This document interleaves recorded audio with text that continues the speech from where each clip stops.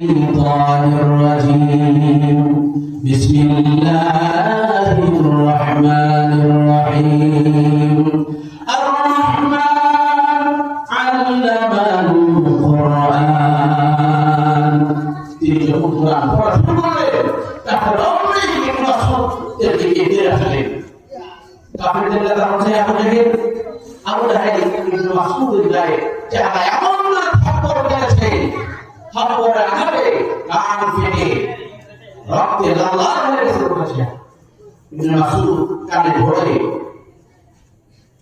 কাঁদতে কাঁদতে রাসূলুল্লাহ সাল্লাল্লাহু আলাইহি ওয়াসাল্লাম চলে আসে রাসূলুল্লাহ যে আশঙ্কা করেছিলেন সেটা হলো যে ভাবে তাকে পাঠাতে চাননি সেটাই ঘটলো ইবনে মাসউদ কাঁদতে কাঁদতে রাসূলুল্লাহর কাছে জিবরিল আমিন চলে আসেন লক্ষ্য করুন ইবনে মাসউদ তিনি কাঁদতে কাঁদতে এসেছেন কারণ ওনার কান ফেটে গেছে রক্তে লাল হয়ে গেছে রাসূলুল্লাহ এই দৃশ্য দেখে তিনি ব্যথায় হয়ে গেলেন রাসূলুল্লাহ কান্না ভাব অমনি জিবরিল আমিন আসে কিন্তু জিবরিল আমিনের অবস্থাটা ব্যতিক্রম ছিল জিবরিল আমিনের অবস্থাটা ব্যতিক্রম ছিল জিবরিল আমিন কাঁদতে কাঁদতে আসে নাই জিবরিল আমিন মুস্তাফিরা তিনি আস্তে আস্তে এসেছেন সুবহানাল্লাহ আপনারা জানেন কোন দেশে রাষ্ট্রপ্রধানকে অপমান দেওয়া হয়েছে এই অপরাধে যে দেশে দুর্ঘটনা ঘটেছে সেই দুর্ঘটনাস্থলে তিনি পরিদর্শনের সময় ওনার চেহারার বিনয়ের ছাপ কান্নার ছাপ থাকার কথা ছিল সেখানে ওনার চেহারার মধ্যে হাসির ছাপ ছিল এই অপরাধে অনেক দেশের রাষ্ট্রপ্রধান ক্ষমতা থেকে অপমানিত নিজের প্রবল আত্মসমর্পিত হয়েছে কথাটা বুঝতে পারছেন যেখানে যে বলবে সেখানে সেরকম আপনার অবস্থান থাকতে হবে আপনার চেহারা ছাপ আপনার চেহারা হাসি কান্না অবস্থানে সেরকম করতে হবে রাসূলের কাছে আর ইবনে মাসউদ কাছে আর জিবরিল আমিন হাসতে হাসতে আছে রাসূলুল্লাহ বলেন জিবরিল বুঝতে পারলাম না আমার ইবনে মাসউদের কানকে আবু জাহেল ফাটিয়ে দিল রক্তে লাল করে দিল ইবনে মাসউদ তাতে আমি কাঁদি আর তুমি হাসো বুঝতে পারলাম জিবরিল আমিন বলেন হে রাসূল সৌফা তাআলাম অচিরেই আপনি জানতে পারবেন আমরা আজকে কেন হাসছি এই হাসির কারণ আপনি অচিরেই জানতে পারবেন প্রাণের ভাইয়া এটা তো মক্কার ঘটনা এই ঘটনা মক্কা রাসূলুল্লাহ মক্কায় 11 বছর অবস্থান করেছেন তারপরে তিনি মদিনায় হিজরত করেছেন নবুয়্যতি 13 বছর পর রাসূলুল্লাহ মদিনায় হিজরত করেছেন মদিনায় হিজরতের দ্বিতীয় বছরে হিজরত হলো ইসলামের সর্বপ্রথম সর্ববৃহৎ যুদ্ধ এর আগে বিচ্ছিন্ন কিছু যুদ্ধ হয়েছে কিন্তু এগুলো তেমন বড় ছিল না কিন্তু সর্বপ্রথম যুদ্ধ সংঘটিত হয়েছে বদরের যুদ্ধ সেখানে কুরাইশদের বড় বড় নেতারাও সেখানে হাজির কুরাইশের নেতারাও সেখানে হাজির 70 জন কুরাইশের নেতারা সেখানে নিহত হয়েছে ভাই আমার রাসূলুল্লাহ সাল্লাল্লাহু আলাইহি ওয়াসাল্লাম যুদ্ধ শেষে ইবনে মাসউদকে বললেন ইবনে মাসউদ খুজুরুম হায়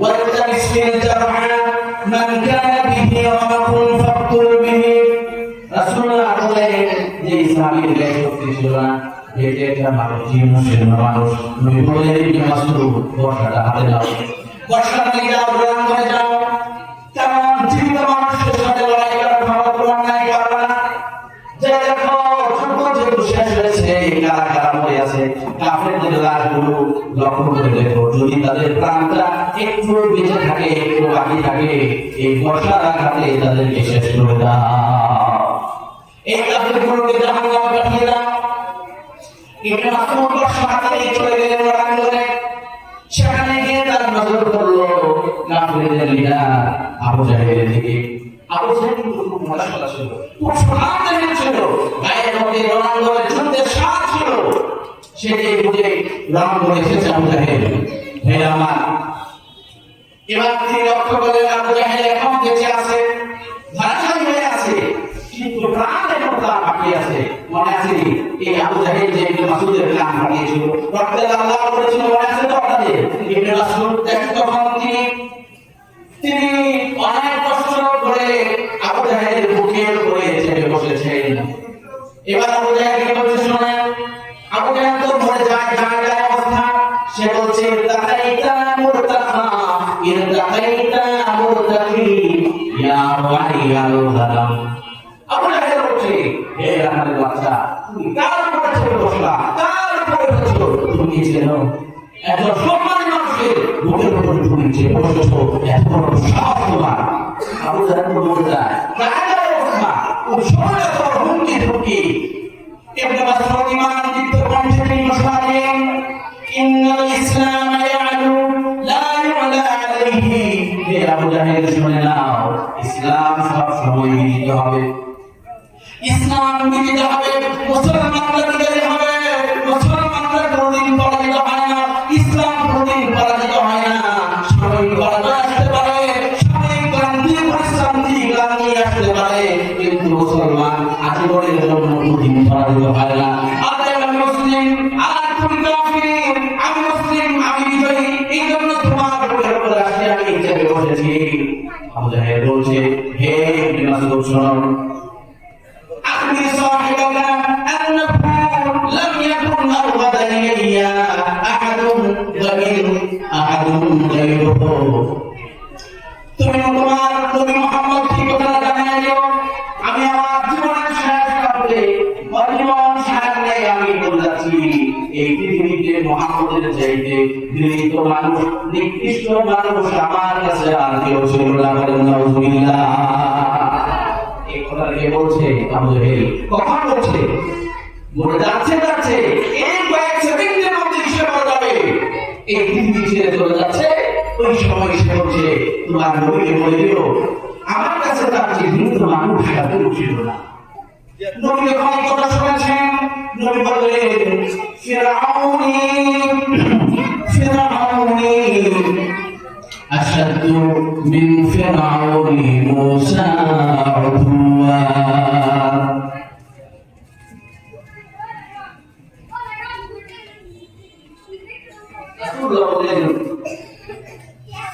আমার তোমার ফেরাউন মুসা নবীর ফেরাউনের চেয়ে তার অহংকার আরো বেশি, মুসা নবীর ফেরাউনের চেয়ে অপরাধ সবচেয়ে বেশি আমার জমানার ফেরাউন। এর মূলের কথা কারণ হচ্ছে মুসা আলাইহিস সালামের জমানায় যে ফেরাউনকে আল্লাহ পাক পাঠিয়েছেন, ওই ফেরাউনকে সকলে ধ্বংস করে দিয়েছেন।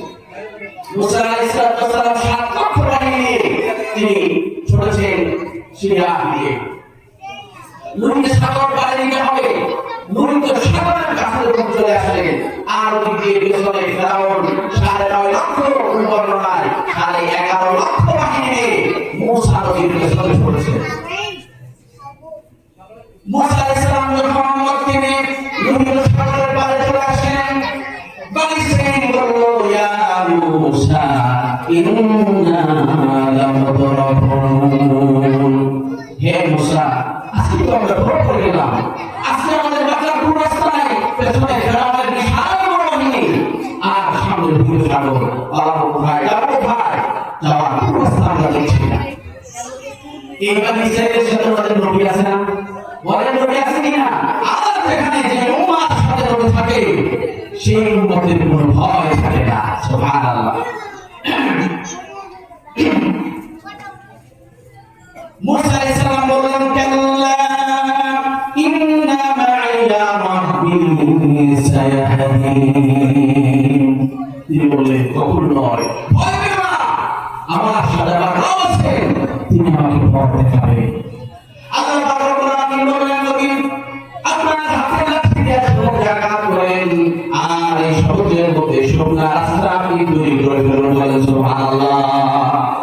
মুসা আলাইহিস সালাম লাঠি দিয়ে আঘাত করতে গেছে, সমুদ্রে ১২টি রাস্তা হয়ে গেছে। বনি ইসরাঈল ১২টি গোত্রের মধ্যে ছিল, ১২ গোত্র ১২ বংশের জন্য ১২টি রাস্তা। এবার তাদের কোনো সংখ্যা লেখা গেল, আমরা যে রাস্তা যে পারাপার হব, আমাদের তো অন্য বংশের মধ্যে, অন্য বংশের মধ্যে আমি সন্তান আছে, ছেলে মেয়ে দিলাম, মেয়ে করে মেয়ে দিয়ে দিলাম, বিভিন্ন বংশের গোত্রের মধ্যে আমার আত্মীয় স্বজনরা তারা নিরাপদে পার হতে পারছে কিনা দেখা যাচ্ছে না।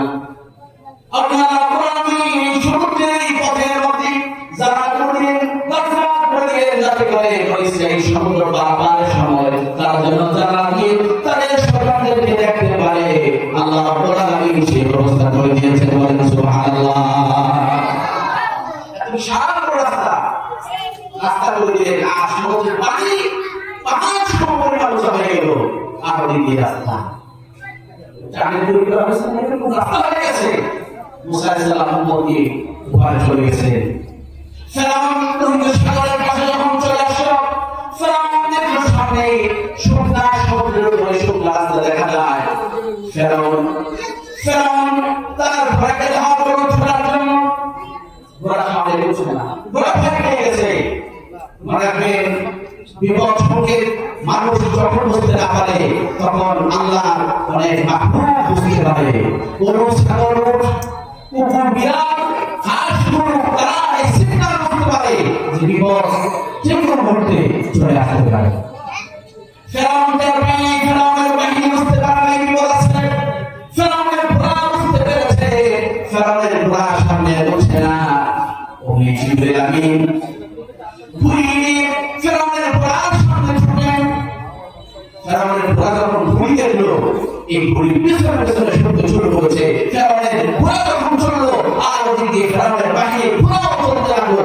সমুদ্রের মাঝখানে যখন চলে গেল, আল্লাহ পাক বললেন, হে সমুদ্র, আমার আদেশ কিন্তু তুমি রাস্তা হয়ে গেছে আমার নবী উম্মার জন্য, আর এই ফেরাউনের জন্য তুমি এখন সমুদ্রে পূর্ণ হয়ে যাও।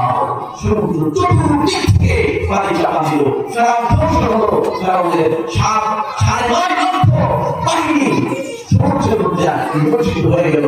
এটা আমার ফেরাউন যখন মরে যাচ্ছিল, আল্লাহ বলছেন, হাত্তা ইযা আদরাকাহুল গাম, সমুদ্র যখন তাকে গ্রাস করে নিয়েছিল, অমনি ফেরাউন ঘোষণা দিল, আমানতু আন্নাহু লা ইলাহা ইল্লাল্লাযী আমানাত বিহি বানু ইসরাঈল।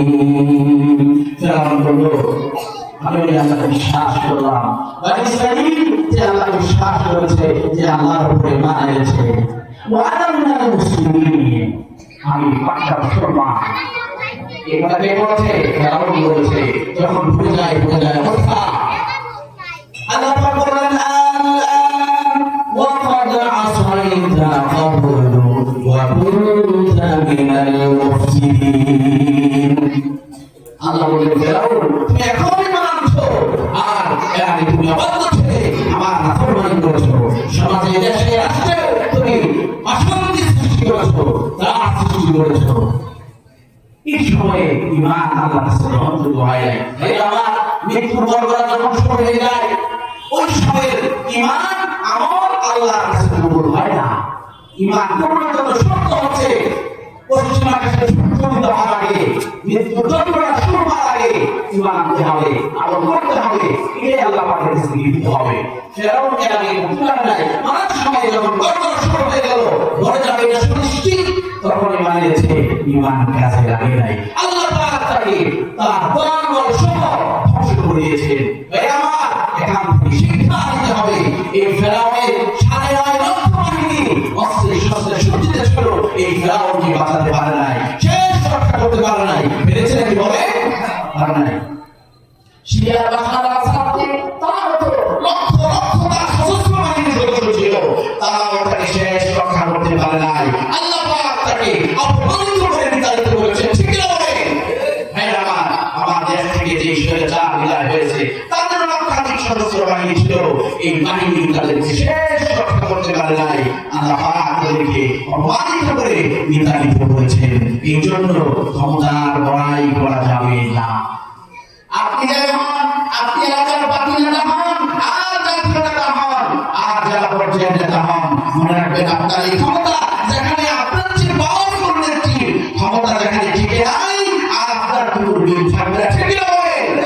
আমার এই ক্ষমতার অপব্যবহার মানুষকে ধ্বংসের দিকে যায়, জাহান্নামের পথিক বানিয়ে দেয়। ভাই আমার কিন্তু শিক্ষা দিতে হবে। আগামী যারা রাষ্ট্র পরিচালনার স্বপ্ন দেখেন, যারা আগামী রাষ্ট্র পরিচালনার স্বপ্ন দেখেন, অতীত থেকে শিক্ষা নিতে হবে। যদি অতীতে যারা যে পথে হেঁটেছে, সেই পথে যদি আপনারাও হাঁটেন, তাদের যে গতি হয়েছে, আপনাদেরও সেই পথে যেতে হবে। ঠিক না বলে? এই জন্য ভাই আমার, অতীত থেকে শিক্ষা নেওয়া লাগবে। ফেরাউন শেষ কথা হলো না, আল্লাহ পাক তাকে ধ্বংস করে দিয়েছেন। এই ফেরাউন কিন্তু শেষ সময়ে মুসলমান হয়েছে, হয় নাই?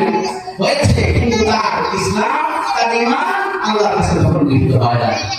রাসূল এই জন্যই বলেছেন, মুসা বিন ফিরআউন তো শেষ মৃত্যুর সময় ঈমান এনেছিল, আর আমার ফেরাউন মৃত্যুর সময় তার অহংকার আরো বেড়ে গেছে। থেকে হবে কত বড় অহংকারী হলে সে কথা বলতে পারে মৃত্যুর সময়ে, তার নবী মুহাম্মদকে বলে দিও তার চেয়ে ঘৃণিত মানুষ আমার কাছে আর কেউ ছিল না। নাউযুবিল্লাহ।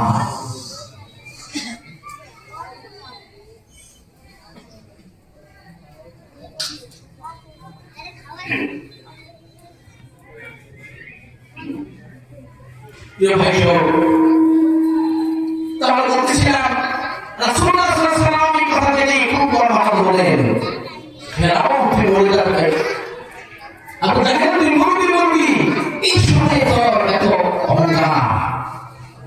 প্রায় ভাইরা, এবার আবু জাহেল বললেন, রাসূল তুমি যে তরবারি নিয়ে সামনে এসে চলেছো, আমি একজন নেতা মানুষ, আমি একজন লিডার, তুমি যে আমাকে মারতে চাও, আমাদের মাথা যদি জ্বালা করতে চাও, এই ছোট তরবারি দিয়ে হবে না, আমার বড় তরবারি চালাও, আমার এই বড় তরবারি দিয়ে মাথাটা বড় করে কাটো, যাতে করে মানুষ আমার মাথাটা দেখে বুঝতে পারে এটা দুনিয়ার খুব সাধারণ নেতার মাথা ছিল না, বরং এটা আবু জাহেলের মাথা ছিল। বলেন নাউযুবিল্লাহ।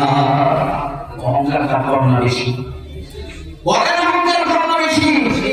বেশি অনেক বলছে ছোট তরবারি দিয়ে আমার মানে চলবে না, বড় তরবারি নাও, ওইটাতে মাথা বড় করে কাটো, মানুষ যেন দেখে বলে দেশটা দেখা না।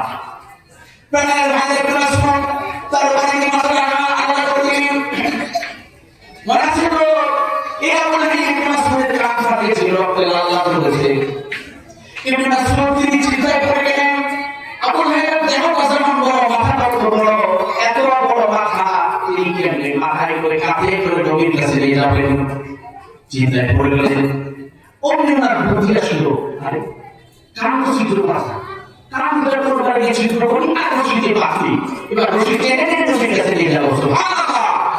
প্রাণের ভাইরা, ইবনে মাসউদ তরবারি দিয়া আবু জাহেলের কান ছিদ্র করলেন, কান রশি দিয়ে বেঁধে রশি টেনে টেনে রাসূলুল্লাহ দরবারে হাজির হয়েছেন। প্রাণের ভাইরা, ইবনে মাসউদের কান যখন কেটেছিল, রক্ত যখন লাল লাল হয়েছে, জিবরিল আমিন এসেছিল হাসতে হাসতে, মনে আছে নাকি আপনাদের? জিবরিল আমিন হাসতে হাসতে এসেছিলেন, আর নবী বলেছিলেন, নবী গো, অচিরে আপনি জানতে পারবেন আমি আজকে কেন হাসছি। জিবরিল আমিন হাসতে হাসতে চলে আসলেন রাসূলুল্লাহর সামনে, রাসূল আবু জাহেলের মাথা নিয়ে হাজির হয়ে গেলেন। জিবরিল আমিন এসে বলছেন, নবী গো, আল-মুদুনু বিল-মুদুনি ওয়ার-রাসু জিয়াদা, নবী গো, মাথা বদলে কানের বদলে কাঁদা হলো, আর তার সাথে আবু জাহেলের মাথাটা মাসুর দেওয়া হয়েছে। সুবহানাল্লাহ। আবু জাহেল ইবনে মাসউদের কান ফাটিয়েছিল, তার বদলায় আবু জাহেলের কান ছিদ্র করা হয়েছে, তার সাথে কুরাইশের আবু জাহেলের মাথাটাও দেওয়া হয়েছে। সুবহানাল্লাহ। এই হচ্ছে আল্লাহর অবাধ্য যারা হয়, শয়তান যারা হয়, তাদের দুনিয়া পরিণতি, পরকালের পরিণতি কি হবে আল্লাহই ভালো জানেন। হে আমার, এই সূরাতুর রহমান এত প্রিয় একটি সূরা। হে আমার, এই সূরার ব্যাপারে রাসূলুল্লাহ সাল্লাল্লাহু আলাইহি ওয়াসাল্লাম বলেছেন, আল-মু'জামুল আওসাতুত তাবরানির বর্ণনা, ইন্না লিকুল্লি শাইইন আরুসা ওয়া আরুসুল কুরআনি সূরাতুর রহমান। রাসূলুল্লাহ বলেছেন, প্রত্যেক বস্তুর নবুয়ত আছে, আর কোরআনের নবুয়ত হচ্ছে সূরাতুর রহমান। কোরআনের নবুয়ত হচ্ছে সূরাতুর রহমান। এর মানে হলো কোরআনের সবচেয়ে দামি, মূল্যবান, প্রিয় একটা সূরা, এই সূরার নাম হলো সূরাতুর রহমান। ভাই আমার, এই সূরার মধ্যে আল্লাহ পাক রব্বুল আলামিন রাসূলুল্লাহ সাল্লাল্লাহু আলাইহি ওয়াসাল্লাম, এই আল্লাহ পাক রব্বুল আলামিনের রহমতের শান মানের বর্ণনা যেহেতু আছে, এই জন্য রাসূলুল্লাহ এটাকে আউজ করে রাখেন বলেছেন। ভাই আমার, এই সূরার নাম দিয়েছেন আর রহমান, যেহেতু এই রহমান শব্দের বর্ণনা বিবরণ সূরার মধ্যে আছে। এই জন্য এই নামটাকে নামকরণ করা হয়েছে। ভাই আমার, এই সূরার সাথে তার পরবর্তী সূরার কি মিল রয়েছে, পুরো সূরার সাথে তার কি সম্পর্ক রয়েছে, তার বিবরণের মধ্যে কি মিল আছে, কি সম্পর্ক আছে, কি সামঞ্জস্যতা আছে, কি রব আছে, মুফাসসিরিনে কেরাম বলেছেন এই দুই সূরার মধ্যে সম্পর্ক হচ্ছে দিক থেকে সূরাতুর রহমানের শুরুতে যে সূরা আছে এটা হচ্ছে সূরাতুল কামার। কামার এর অর্থ হচ্ছে চাঁদ। ওই সূরার মধ্যে রাসূলুল্লাহ বিরাট বড় একটি মুজিজার কথা আল্লাহ পাক বলেছেন। আর এই সূরাতুর রহমান এখানেও আল্লাহ তাআলা রাসূলুল্লাহ সাল্লাল্লাহু আলাইহি ওয়াসাল্লামের আরেকটি মুজিজার কথা বলেছেন, সেটা হচ্ছে কোরআন। বলেন সুবহানাল্লাহ। এই দিক থেকে এই সূরার মধ্যে মিল আছে। পুরো সূরায় ইনশিকাকের খাবারের বর্ণনা আল্লাহ দিয়েছেন। কুরাইশ নেতাদের আবেদনের প্রেক্ষিতে আল্লাহ পাক আকাশের চাঁদকে দ্বিখণ্ডিত করে দিয়েছেন। দেখেন নাই, গোটা বিশ্বকে দেখেছে এই চাঁদ যে দ্বিখণ্ডিত হয়েছে, এটা রাসূলুল্লাহ নবুয়তের সত্যতার প্রমাণ। এটা শুধু আরবের মুখে দেখেছেন প্রমাণ, হিন্দুস্তানের ভোপালের রাজা সেই দৃশ্য দেখে ইসলাম গ্রহণ করেছিল। ইতিহাসের পাতায় এটা পাওয়া যায়। তাহলে বোঝা গেল শুধু মক্কার লোকেরা আরবের লোকেরা দেখেছে এটা নয়, বরং গোটা বিশ্ব দেখেছে যে রাসূলুল্লাহ আমাদের ইশারায় চাঁদ দ্বিখণ্ডিত হয়েছে। বিরাট ইসলাম যখন চাঁদে গেল সেখানে সে তার সত্যতা পেয়েছে, ঠিক না? সে দেখে মুসলমান হয়ে গেছে। সুবহানাল্লাহ। এত বড় মুজিজা দিয়েছেন যা অন্য নবীদেরকে দেন নাই। প্রাণের ভাইরা, বনী ইসরাঈল যখন তীরের প্রান্তরে পিপাসার্ত পানি সংকটার মধ্যে ঢুকছেন, বনী ইসরাঈল নবী পানি নাই তো পানি নাই, কি করবো? আল্লাহ পাক বলেন মুসা আলাইহিস সালাম আপনি লাঠি দিয়ে পাথরে আঘাত করুন। তিনি লাঠি দিয়ে পাথরে আঘাত করেছেন। আঘাত করার সাথে সাথে আল্লাহ পাক রব্বুল আলামিন 12 বংশের লোকের জন্য 12টি রাস্তা তৈরি করে দিয়েছেন। বলেন সুবহানাল্লাহ। 12 বংশের লোকের জন্য 12টি ঝর্ণা তৈরি করে দিয়েছেন। কয়টা ঝর্ণা? 12টি ঝর্ণা। ঝর্ণা থেকে পানি বেরিয়েছে। এই পানি পান করে তারা তৃষ্ণা নিবারণ করেছে। বিশ্বনবীর মাতারা তো পানি পিপাসায় পড়েছিলেন। পানি নাই, পানি নাই, আমার অবস্থা। সামনে জীবনে বলল পানি নাই, পানি ছাড়া সমস্ত সব যাচ্ছে না। পানি আমাদের মানুষ মরে যাচ্ছে। রাসূলুল্লাহ একটা পানির লোটাতে বললেন, লোটার উপরে হাত রেখেছেন আর তিনি দোয়া করতে দেরি হয়েছে। আল্লাহ রাব্বুল আলামিন নবীর আঙ্গুলের ফাঁকা দিয়া পানি ঝর্ণা বের করে দিয়েছেন। বলেন সুবহানাল্লাহ। মুসা আলাইহিস সালামকে আল্লাহ ঝর্ণা বের করে দিয়েছেন পানি পাথর থেকে, আর আপনার আমার নবীর আঙ্গুলের মাথা থেকে পানি ঝর্ণা বের করে দিয়েছেন। মেয়ে আমার, হযরত জাবেরকে জিজ্ঞেস করা হলো কয়জন মানুষ আপনারা ছিলেন?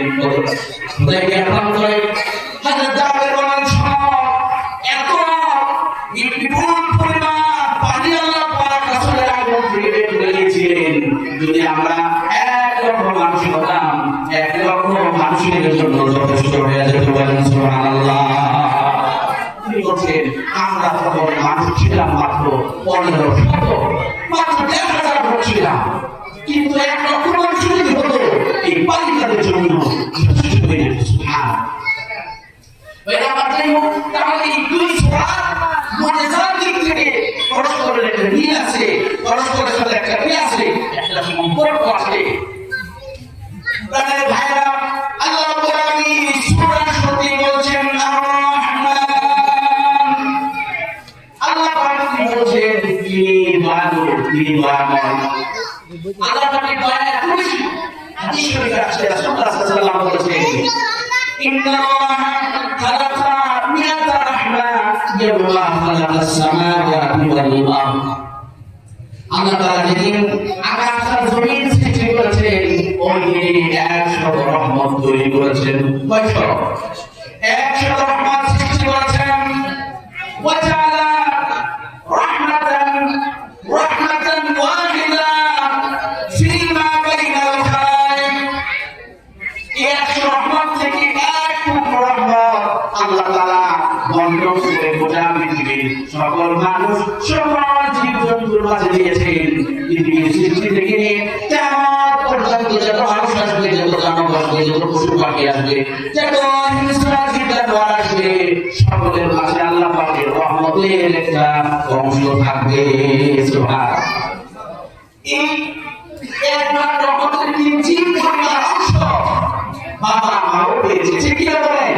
এই কিঞ্চিত পরিমাণ অংশকে বাবা মা তার সন্তানের প্রতি এত করে দেখায়, যেটা লেখে শেষ করা যাবে না। ঠিক কি বলেন? মায়ের ভালোবাসা, মায়ের দয়া, বাবার দয়া, এটা লেখে শেষ করা যাবে না। বাবা মা তার সন্তানের প্রতি এত দয়া করে। তারা মুসলিম ছিল বলে এক ভাগের সামান্য অংশ, কারণ গোটা পৃথিবীর সকল মাখলুককে আল্লাহ ভাগ করে দিয়েছে একবার। রাসূলুল্লাহ বলেছেন, ফাইয়া কানা ইয়াউমুল কিয়ামা, অতএব কিয়ামত যেদিন ঘটবে, কিয়ামত যখন হয়ে যাবে, রাজা হাযিহি রাহমাতা ইলা তিসআতিন ওয়া তিসঈনা রাহমা, কিয়ামতের দিন এই বাকি 8 ভাগ রহমতকে আল্লাহ পাক বাকি 99 ভাগ রহমতের সাথে মিলিয়ে দিলে কত হবে বলেন? 99 এর সাথে 100 করলে কত হবে? 100। আল্লাহ পাক সৃষ্টি করেছেন কয়শত রহমত? 100 রহমত। নবী বলেছেন, তিবাকুহা তিবাকাস সামাওয়াতি ওয়াল আরদ, আকাশ যত বিশাল, জমিন যত বিশাল, প্রত্যেকটা রহমত এত বিশাল। বলেন সুবহানাল্লাহ। কিয়ামতের দিন 100 রহমত আল্লাহ জমা করেন, 100 রহমত দিয়ে তার মুখের বান্দা প্রতি আল্লাহ পাক দয়া করবেন, রহম করবেন। আল্লাহ বলেন, দুনিয়ার সামান্য ভাগ রহমত যদি কোনো মানুষ পায়, কারো প্রতি একটু দয়া হয়, তাহলে এই দয়াকে পরে আসামি হবে, বছর খালাস পেয়ে যায়। ঠিক কিনা বলেন? প্রধানমন্ত্রীর সমিতিতে যাওয়ার পরে, রাষ্ট্রপতির সমিতিতে যাওয়ার পরে ফাঁসির আসামিকে বছর খালাস পেয়ে যায়। ঠিক কিনা বলেন? এর ব্যাপারে যারা আছে বলেই তো, ঠিক না? কিয়ামতের দিন সকল রহমত আল্লাহ পাক জমা করবেন, জমা করে তার মুমিন বান্দাদের প্রতি দয়া করবেন, রহম করবেন। এবার বলেন, আল্লাহ যদি 100 রহমত দিয়া তার মুমিন বান্দার উপরে দয়া করেন, রহম করেন, ওই মুমিন বান্দা জান্নাতে যাওয়া ছাড়া তার আর কোনো রাস্তা আছে নাকি? বলেন, আছে? এত বড় যদি আল্লাহ তার উপর করেন, সে জান্নাতে না যায় যাবে কই? এই আমার কিয়ামতের দিন আল্লাহ পাক এই রহমত দিয়া এমন ভাবে রহমত করবেন। এই জন্য আল্লাহর নাম হচ্ছে রহমান। তিনি দয়ালু। এই রহমান নামটা আল্লাহর কাছে এত প্রিয়, এত প্রিয়। ভাই আমার রহমান নামে মানুষ আল্লাহকে ডাকতে দেরি হয়, আল্লাহর পক্ষ থেকে সাহায্য আসতে, নুসরত আসতে দেরি হয় না। কারণ ভাই কিতাবের মধ্যে আসছে, নবী সাহাবী হযরত সাইয়্যিদ বিন হারিসা রাদিয়াল্লাহু আনহু তিনি এক মুনাফিকের সাথে তায়েফে সফর গেছেন। মক্কা থেকে তায়েফে গেছেন। তখন রাসূলুল্লাহ সাল্লাল্লাহু আলাইহি ওয়াসাল্লাম মক্কায় অবস্থান করছিলেন। এই মুনাফিকের সাথে তায়েফে সফর গেছেন। তিনি চিন্তা করেন, আসলে সে যে নবী হয়, সে ভালো মানুষ না, সে যে কঠিন দুশমন, সে বুঝতে পারেন নাই, বুঝতে পারেন নাই। কেমন মুনাফিকের সাথে তিনি তায়েফে সফর গেছেন। যাওয়ার পর যখন সন্ধ্যা হয়ে আসলো, তারা যখন করতে হবে, তাদের ইসলাম দিতে হবে, বলতে হবে, সেটা তো বাড়ি করতে হয়। পাহাড়ের গুহার মধ্যে আসতে গিয়েছেন। আমাদের মুসলিমদের স্মরণ পাহাড়ের গুহার মধ্যে আসতে গিয়েছেন। এবার ওই মুনাফিকের মাথায় তো আছে, আমি তারা কিভাবে হত্যা করা যায় আর তার সাথে যা আছে সব ছিনিয়ে নেওয়া যায়। ঠিক না বলেন? যারা চোখ দেখার দরকার এগুলো চিন্তা সফল হইলে যায়েদ বিন হারিসা শুরু করেন। অন্য মুনাফিক যায়েদ বিন হারিসা রাদিয়াল্লাহু আনহু হাত মৌলে দিলেন। এবার ওই মুনাফিক তরবারি উঁচু করেন হযরত যায়েদকে হত্যা করার জন্য। যায়েদ বিন হারিসা রাদিয়াল্লাহু আনহু তিনি বুঝতে পারলেন, আজকে এই বিপদ থেকে আল্লাহ ছাড়া কেউ বাঁচাতে পারবে না। কারণ এটা এমন বিপদ সম্পর্কে না আশেপাশে কোরবানি ঘর, না আছে কোনো মানুষ চিৎকার করলেও দুনিয়ার কোনো মানুষ চিৎকার শুনবে না। তারপর আল্লাহ থেকে অন্ধকার তার ভারত যায়েদ বিন হারিসা তখন তিনি চিৎকার করে আল্লাহর কাছে বলেন, ইয়া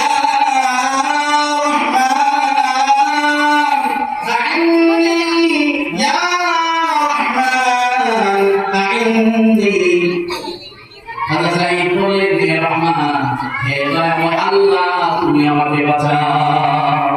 কাকে ডাকতেছে? দুনিয়ার কোনো মানুষ ছোট নাই, কোনো জীবজন্তু ছোট নাই, তার এই চিৎকার। প্রাণের ভাই আপনি জিবরিল আমিন সাত আকাশের উপরে, জিবরিল আমিন সাত আকাশের উপর থেকে ধমক দিয়েছেন, ওয়াই হাকাদা তাবুতুলহু, হ্যাঁ কাফির হয়ে যাও, তাকে পেরো না। এবার ওই মুনাফিক গুহার মধ্যে তারপর দেখা যায় না কোথেকে চিৎকার আসলো।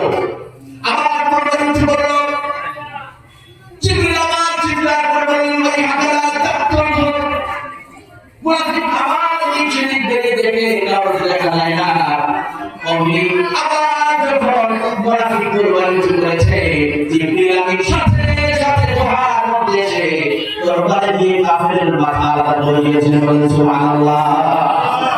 চেক করে দিয়েছে। এরা এই জন্য বিপদ যতই হোক, দুনিয়ার কোনো মানুষ বাবা মা সকলের চিৎকার শুনতে পারে না, আল্লাহ তো শুনতে পান, ঠিক আছে? এই জন্য আপনি যত আত্মবিশ্বাস নিয়ে আল্লাহকে ডাকবেন, আল্লাহ কত তাড়াতাড়ি আপনার দোয়া আল্লাহ কবুল করবেন, আপনার সাহায্য করবেন। সুবহানাল্লাহ। প্রাণের ভাইরা, তাহলে আল্লাহ পাক রব্বুল আলামিনের কাছে রহমান নাম তো অনেক প্রিয়। এই জন্য ভাইরা, আল্লাহর রহমত যদি আমরা পেতে চাই, আল্লাহর দয়া যদি আমরা পেতে চাই, তাহলে কি করতে হবে? নবী বলছেন, ইরহামু মান ফিল আরদি ইয়ারহামুকুম মান ফিস সামা। নবী বলছেন, এই পৃথিবীতে যারা বিচরণ করে, মানুষ আছে, মাখলুক আছে, দুর্বল সহায় আছে, নির্যাতিত নিপীড়িত মানুষ আছে, তাদের উপরে দয়া করে রহম করো। আকাশে যিনি আছেন, আরশে যিনি মালিক, তিনি তোমাদেরকে দয়া করবেন, বলেন সুবহানাল্লাহ। তাহলে আল্লাহর দয়া পেতে হলে দুনিয়ার মানুষের উপরে, মাখলুকের উপরে দয়া করা লাগবে। আপনি যদি ক্ষমতা সম্পন্ন মানুষ হওয়ার পরে একজন সাধারণ মানুষের একটা অপরাধ আপনি মাফ করতে পারেন না। আপনি একজন সাধারণ অফিসার, আপনার দায়িত্ব একজন কর্মচারী পুলিশে বলছে, সে ইচ্ছে করে দেয় নাই, একটা কাগজের টুকরা সে দিয়ে দিয়ে ফেলেছিল বাইরে, অফিসারের গায়ে লেগেছেন, অফিসারের অপরাধের দ্বারাই জেলখানায় ঢুকিয়ে দিল। বাংলাদেশে যে ঘটনা ঘটে গেল, একজন বিচারকের মোটরসাইকেল সিস্টেমে ব্যান মারার উপর ছুটে গিয়েছিল।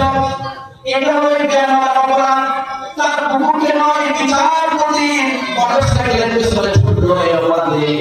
ওই ভ্যান চালককে এমন ভাবে পিটিয়ে রক্তাক্ত করেছে, ভাষায় প্রকাশ করা যাবে না। এই হলো আমাদের দেশের অবস্থা। এই সাধারণ অপরাধ না, এই কারণে তাকে এত শাস্তি দেওয়া হলো, জেলখানার হুমকি দেওয়া হলো। ভাই আমার, একটু সাধারণ ক্ষমা যদি আপনি করতে না পারেন, আপনি কিসের কারণে আপনি আল্লাহর কাছে ক্ষমা পাওয়ার আশা করেন? আপনি কোন যোগ্যতায় আপনি আল্লাহর কাছে ক্ষমা পাওয়ার আশা করেন? আপনি একজন অফিসার, একজন মালিক হয়ে সাধারণ মানুষের অপরাধ ক্ষমা করতে আপনি পারেন না, আর আপনি তসবিহ নিয়ে মুসল্লায় বসে আল্লাহকে বলেন, আল্লাহ যত পাপ করেছি সব আমাকে মাফ করে দাও, সোজা জান্নাতের ফেরদাউসে ঢুকায় দাও।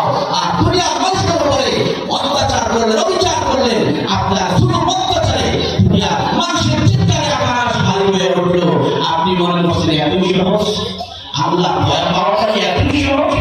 এই জন্য ভাইরা আমার, যদি আমরা আল্লাহর দয়া চাই, আমি যে করি, আমি যে শ্রেণীর মানুষ হই, আল্লাহর মাখলুকের প্রতি, সাধারণ মানুষের প্রতি, জীবজন্তুর প্রতি আমরা দয়া করি। কারণ কি কবি বলছেন, আকাশের মালিক যিনি, আরশের মালিক যিনি, তিনি তোমাদেরকে দয়া করবেন। সুবহানাল্লাহ। প্রাণের ভাইরা, এই জন্য মাখলুকের প্রতি দয়া করা লাগবে। তাফসীরে আসমানী মধ্যে আসছে, রাসূলুল্লাহ সাল্লাল্লাহু আলাইহি ওয়াসাল্লাম তিনি সাহাবীদেরকে নিয়ে বলছিলেন, তিনি দেখতে পেলেন দরজার মধ্যে একটা লোক দাঁড়ায় আছে। নবী বললেন, মান সামাহু আইয়ানজুরা ইলা রাজুলিন মিন আহলিন নার ফালইয়ানজুর ইলা হাযা। নবী বললেন, তোমাদের কি মনে চায় একটা দুনিয়ায় থাকতে একজন জাহান্নামী মানুষকে দেখতে কেউ চায়? ওই যে দরজায় দাঁড়ায় আছে ওই লোকটা দিকে যেন তাকায়। নবীর কথা বলার সাথে সাথে সাহাবীরা তার দিকে তাকালেন।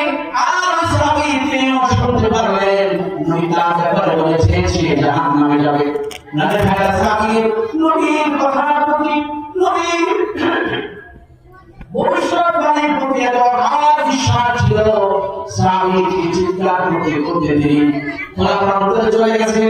সেখানে কোন জনমানব নাই, জনমানবহীন এলাকায় গিয়ে হাত তুলে বলছেন রব্বুল আলামিন, হাযা নাবিয়্যুকা ওয়া রাসূলুকা ওয়া হাবিবুকা। নবী গো, আল্লাহ তোমার দোস্ত হাবিব মুহাম্মদুর রাসূলুল্লাহ, আমি বিশ্বাস করি তিনি যা বলেছেন সত্য বলেছেন। তিনি আজকে সাক্ষী দিয়েছেন আমি একটি জাহান্নামী। নবী আল্লাহ, আমি যদি তোমার নবীর কথা জাহান্নামী হয়ে থাকি, রব্বুল আলামিন তোমার কাছে আমার একটা প্রার্থনা, ইজআলনি ফিদাআন লিউম্মতি মুহাম্মদ। আল্লাহ তোমার নবী গোটা উম্মতকে জাহান্নাম থেকে বাঁচানোর জন্য মুক্তিপণ স্বরূপ আমাকে জাহান্নামে নিয়ে নাও। নবী আল্লাহ, আজকে জাহান্নামে প্রয়োগ, নবীর কোন উম্মত জাহান্নামে না যায়, আল্লাহ আমাকে তুমি মুক্তিপণ বানায় দাও। সাহাবী যখন এই দোয়া আল্লাহর কাছে করেছেন, আল্লাহ রহমতের দুনিয়ার মধ্যে বসে আছে, আল্লাহ পাক জিবরিলকে পাঠিয়ে দিলেন, জিবরিল যাও নবীকে বলে দাও, নবীকে বলে দাও আমার এই বান্দা নবীর উম্মতের প্রতি দয়া দেখিয়ে নিজে জাহান্নামে যেতে চেয়েছে, তারপর নবীর কোন উম্মত যেন জাহান্নামে না যায়। আমি এই কারণে আমার এই বান্দাকে ক্ষমা করে দিলাম, তার নামটা জান্নাতীদের তালিকায় আমি মুক্ত করে দিলাম। সুবহানাল্লাহ। ইসলামে কি দোয়া ছিল নবীর উম্মতের প্রতি, আল্লাহ রহমত হয়ে গেছে। এই জন্য ভাইরা, যদি পারা যায়, যদি ক্ষমা চায়, আল্লাহ আমাকে ক্ষমা করো, আল্লাহ আমাকে দয়া করো, আল্লাহ রহমতের নসরত যেন আমার উপরে পড়ে। যদি আপনি এটা চান, মাহবুবের প্রতি দয়া করি, মাহবুবের প্রতি সদয় করি। ভাইরা, তারপরে আল্লাহ রাব্বুল আলামিন এই সূরার শুরু করেছেন রহমান বলে। আল্লাহ তাআলা বলেছেন আর রহমান, তিনি দয়াময়, তিনি দয়াময়। এবার প্রশ্ন হবে, এই দয়াময় তিনি মাখলুকের প্রতি, মানুষের প্রতি কি দয়া করেছেন? আল্লাহ সবচেয়ে বড় দয়ার মুদ্রা। এই প্রশ্ন মানুষের মনে রাখতে পারে।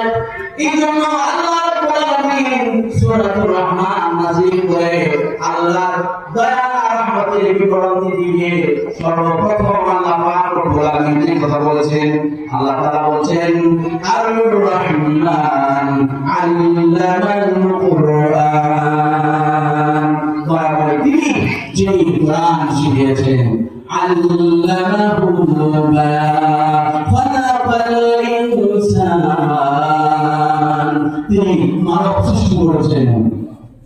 আল্লামাহুল বায়ান, আপনাদের কথা হবে মানুষ তো আগে শিখতে হবে, তারপর সে কোরআন শিখবে, ঠিক না? মানুষ তো জন্মের আগে শিখবে না, আগে জন্ম নেয় তারপরে সে কোরআন পড়ে, ঠিক না বলেন? নাকি জন্মের আগে স্কুলে মাদ্রাসায় ভর্তি হয়ে যায়? না, আমাদের আল্লাহ আগে কোরআন শিক্ষার কথা বলে বাইরে জন্ম দেওয়া হয়েছে।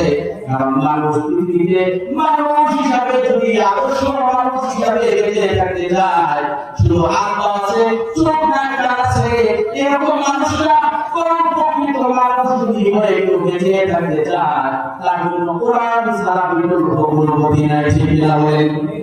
ঔষধ ছাড়া যেমন রোগী বাঁচে না, তেমনি কোরআন ছাড়া কোনো মানুষ মানুষ হয় না। কোরআনের শিক্ষা যদি কার মধ্যে প্রত্যক্ষ হয়, পরোক্ষভাবে হয়, কোরআনের ছোঁয়া যদি কোনো মানুষের গায়ে না লাগে, এই মানুষ কোনদিন আদর্শ মানুষ হতে পারে না।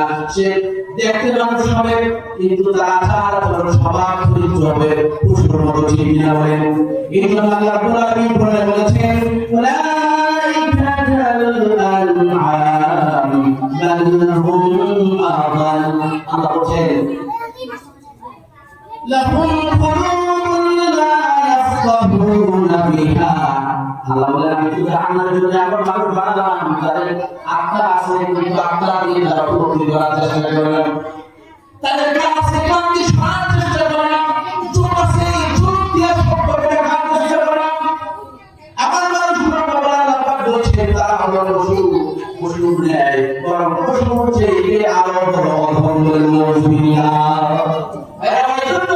যদি প্রকৃত মানুষ হয়ে থাকতে চায়, কোরআনের শিক্ষা ছাড়া বিকল্প কোনো গতি নাই।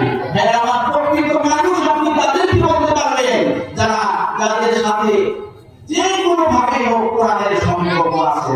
কারণ মধ্যে বেশি আছে, কারণ মধ্যে কম আছে। কোরআনের ছোঁয়ার বাইরে যদি মানুষটা থাকে, সেগুলি প্রকৃত মানুষ না। এই মানুষগুলো হচ্ছে বেঈমান। ঠিক আছে? আর যারা মুসলমান, তাদের মধ্যে কোরআনের ছোঁয়া আছে, তার মধ্যে কম আছে, বেশি আছে। ঠিক আছে? হ্যাঁ, আমার এই জন্য আল্লাহ প্রথমে কোরআনের কথা বলেছেন যে তিনি মানুষকে কোরআন শিখিয়েছেন।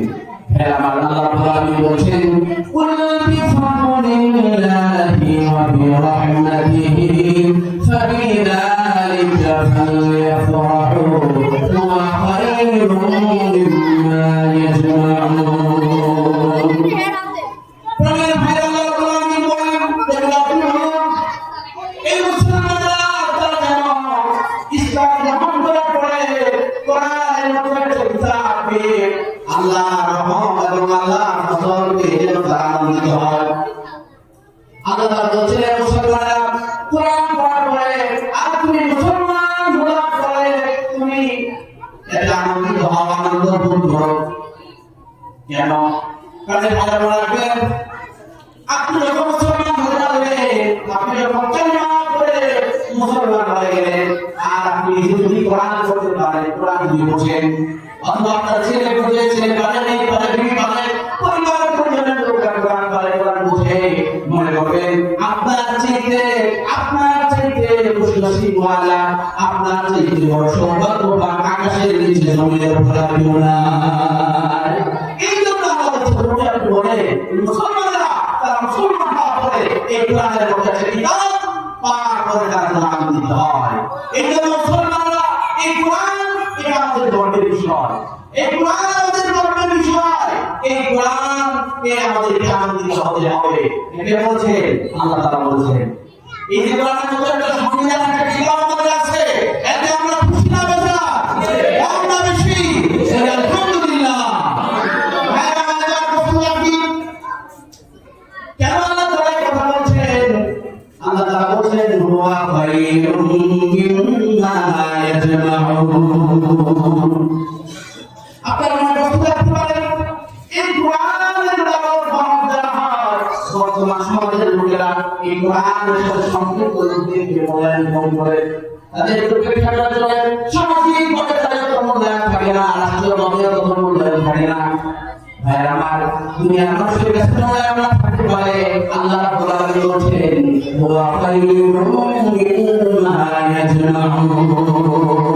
আল্লাহ নবী আপনি বলেন, দুনিয়ার সকল মানুষ, সকল জাতি, তাদের কাছে যত শিক্ষা আছে, যত জ্ঞান বিজ্ঞান আছে, তাদের কাছে যত প্রযুক্তি আছে, যা কিছু আছে, যত সময় সম্পত্তি তারা পঞ্জীভূত করে রেখেছে, সঞ্চয় করে রেখেছে, এই সব কিছুর চাইতে কোরআন যারা পেয়েছে তারা সবচেয়ে বড় দাবি করেন সুবহানাল্লাহ।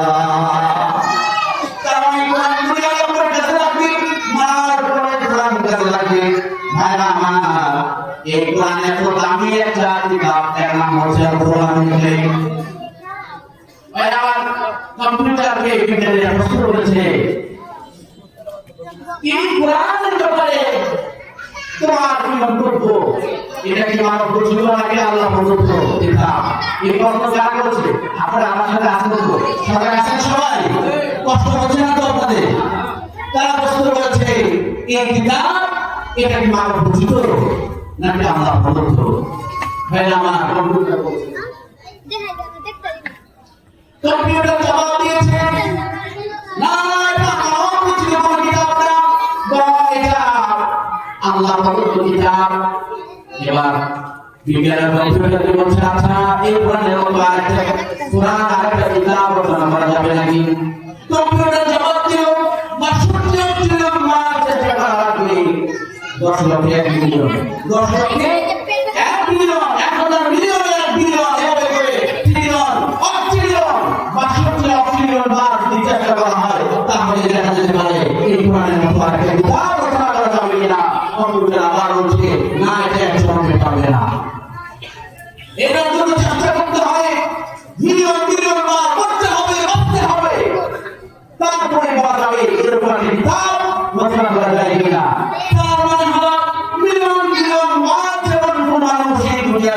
চলে যাওয়ার পর আবার ফিরে পারে না, মিলিয়ন মিলিয়ন বার কেউ বাঁচেও না, মরেও না। আর অক্ষীয় বা চেষ্টা করা কোনো মানুষের পক্ষে সম্ভব না। তার মানে হলো